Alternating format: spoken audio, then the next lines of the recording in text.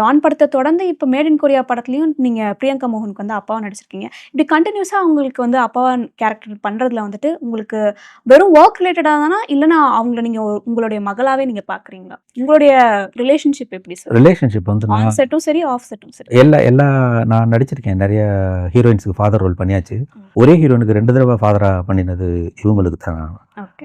கோத்தகிரியில first நாள் ஷூட்லேயே வந்து அவங்க வந்து, "சார் எங்க சார் உங்கள பார்க்கவே முடியலன்னு" சொல்லி தான் வந்து பேசினாங்க அவங்க.